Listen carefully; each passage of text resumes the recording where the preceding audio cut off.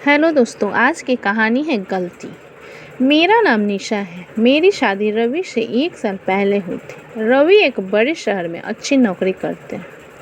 Office की तरफ से ही हमें एक अच्छा फ्लैट मिला है। मेरे पति ऐसे बहुत अच्छे हैं, लेकिन अगर मुझसे कोई पूछे तो मैं अपने पति की एक आदत को बदलना चाहूँगी। उनमें थोड़ा ज़्यादा ईगो आ गया है। अपने से छोटे से कभी कभी वो अच्छे से बात नहीं करते। मुझे यह बात अच्छी नहीं लगती थी, लेकिन मैंने उन्हें कभी इस बारे में टोका नहीं। हमारे घर में पहले एक नौकरानी आती थी, लेकिन उनके इसी स्वभाव के कारण कोई टिकता नहीं था। उनका कहना था कि अगर ऐसे नहीं कहेंगे तो कोई आजकल कोई काम नहीं करता। शायद उनका यह स्वभाव उनके ऑफिस के अनुभव से आया होगा, क्योंकि उन्हें काम पूरा करवाने बहुत प्रेशर रहता है। इस कारण उनके स्वभाव में यह कठोरपन आ गया है। अब फिर मैंने नए काम करने वाले की तलाश शुरू की। बड़ी मुश्किल से कुछ दिनों बाद घर पर ही एक शख्स आए। उन्होंने अपना नाम कालू बताया था। उम्र उनकी 55 साल की थी। उन्होंने कहा कि उन्हें कहीं से पता चला कि यहाँ काम है। मैंने पूछा किसने बताया। वो बोले कि अभी उनका नाम याद नहीं आ रहा है। मैंने कहा कि आप खाना बना लेंगे। उन्होंने कहा कि हाँ, मैं अच्छा खाना बनाता हूँ, आपको कोई परेशानी नहीं होगी। शुरुआत में मेरा मन नहीं माना, क्योंकि वो किसी की पहचान से नहीं आए थे, लेकिन फिर मैंने सोचा कि शाम को उनसे मिलवा देती हूँ। शाम को जब वो घर आए तब मैंने कहा कि कोई काम के लिए आया है। उन्होंने भी यह कहा कि क्या उसे जानती हो। मैंने कहा कि नहीं।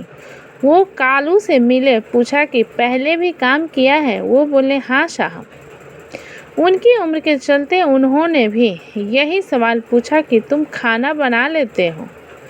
वो पहले ही थोड़ा घबराए हुए थे। कहा कि साहब बना लूँगा। ठीक है, उन्होंने कहा, और कहा कि साफ सफाई से खाना बनाना और छुट्टी नहीं मिलेगी। रोज रोज का नाटक नहीं चलेगा कि तबीयत खराब है या घर में कोई बीमार है।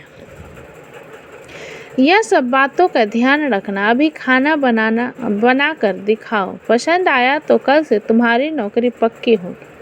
इतना सब मेरे पति से सुनने के बाद मैंने सोचा कि वो कुछ बोलेंगे, लेकिन उन्होंने सिर्फ इतना ही कहा कि हाँ साहब। मुझे उन्होंने उस पर ध्यान सब रखने को कहा। वो खाना बना रहे थे, काम अच्छे से कर रहे थे। लग रहा था कि उन्हें पहले भी इसका अनुभव था। खाना बनाकर तैयार हो गया था। उन्होंने खाना टेबल पर लगाया। मेरे पति ने और मैंने दोनों ने खाना खाया। मुझे खाना अच्छा लगा और मेरे पति के चेहरे से भी मुझे लग रहा था कि उन्हें भी खाना बहुत पसंद है, लेकिन उनकी आदत के अनुसार उन्होंने कुछ कहा नहीं। उन्होंने कहा कि खाना ठीक है, कल से आना, लेकिन ध्यान रहे कि खाना इससे खराब ना बने। इससे अच्छा बना सको तो अच्छा। इतना सुनकर उनके चेहरे पर एक खुशी दिखाई दी। अगली सुबह से वो घर आने लगे। ज़्यादा बातें वो करते नहीं थे, कम बोलते थे, सिर्फ अपना काम करते थे। मेरे पति ने मुझे समझाया था कि नज़र रखना और अपना ध्यान रखना। उन्हें देखने से तो ऐसा नहीं लग रहा था, लेकिन उन्होंने कहा कि देखने से पता नहीं चलता। तुम कुछ दिन तक इसकी जानकारी भी निकलवा लेना कहा है। मुझे भी उनकी बात सही लगी, क्योंकि वो ऐसे ही अचानक मेरे घर पर आए गए थे और कहा था कि किसी से पता चला है। उनकी उम्र देखकर मैंने उन्हें रख लिया था। मैंने उनसे उनकी पहचान पत्र मंगवाया था। उन्होंने लाकर दे दिया था। 1 से 2 दिन में मुझे लगा कि ठीक ही है। करीब 5 दिन काम करने के बाद उन्होंने मुझसे एक दिन कहा कि मैडम, थोड़े पैसे एडवांस मिल जाते तो अच्छा होता, मुझे ज़रूरत है।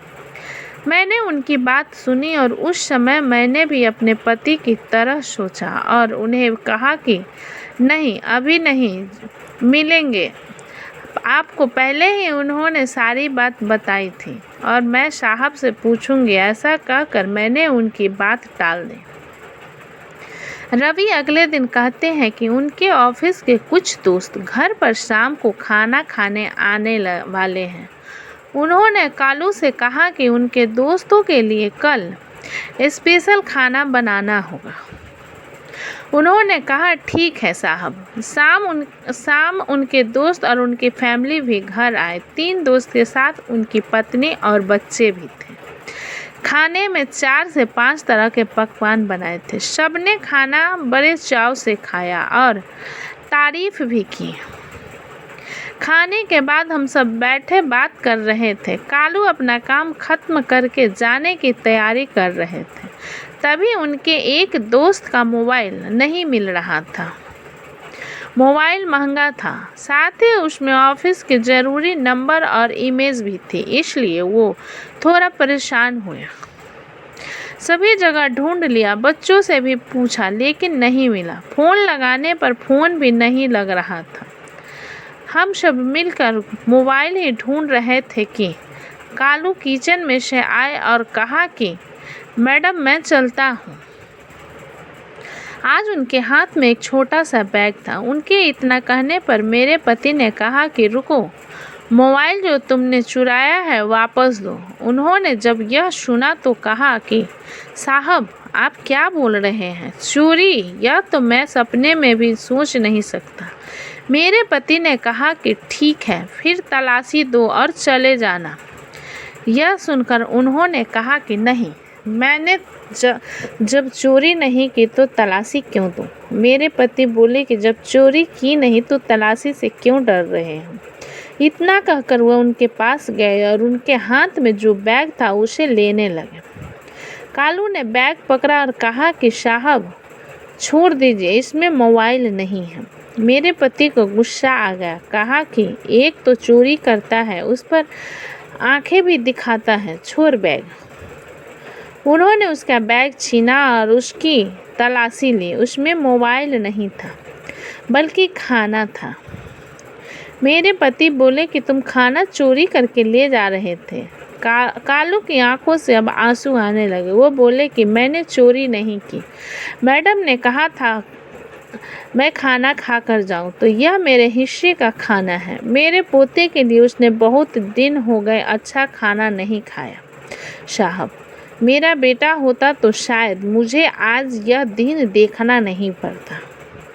मेरा बेटा 4 साल पहले चला गया, एक लौता बेटा था। घर में अब मैं ही हूँ। उसकी बीमार माँ मेरी बहू और पोते के लिए बड़ी मुश्किल से घर संभाल रहा हूँ। खाने के लिए अच्छा बना तो मैंने सोचा मेरे पोते को खिला दूंगा और उसके चेहरे पर जो खुशी आएगी वो मैं देखना चाहता था। मैंने मैडम से एडवांस भी मांगा था घर के लिए। इतना बोलकर वो बिना खाना लिए ही रोते हुए चले गए। वो इतना कुछ झेल रहे थे, हमें इसका पता नहीं था। और आजकल की दुनिया ऐसी ही हो गई है, कुछ बुरा होने का हमें इतना डर है कि हमें अच्छाई भी दिखाई नहीं देते। इसमें हमारा भी कसूर नहीं है। उनके जाने के बाद मोबाइल का भी पता चल गया।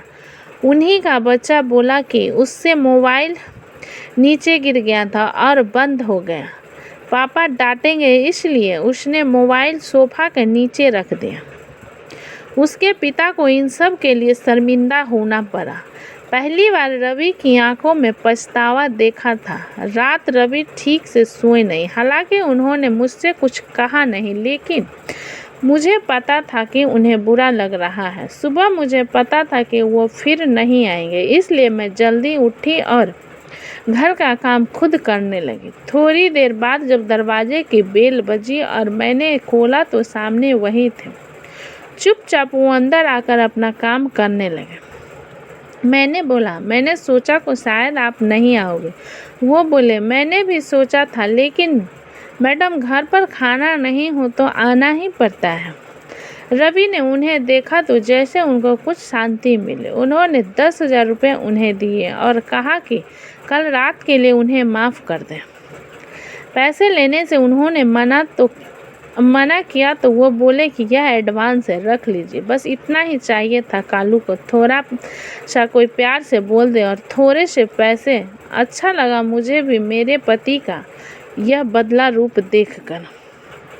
कठोर वो ऊपर से वो भी उन्हें बनना पड़ता है, अंदर उनके भी एक नरम दिल इंसान ही हैं। आपको यह कहानी कैसी लगी हमें कमेंट करके ज़रूर बताएं। इसी तरह की अच्छी कहानियों के लिए आप हमारे साथ जुड़े रहिए। कहानी अच्छी लगी तो प्लीज़ चैनल को लाइक करें, सब्सक्राइब करें एंड शेयर करें। कहानी अच्छी लगी तो प्लीज़ चैनल को सब्सक्राइब करें, अपना सपोर्ट करें। अपना कीमती समय देने के लिए धन्यवाद।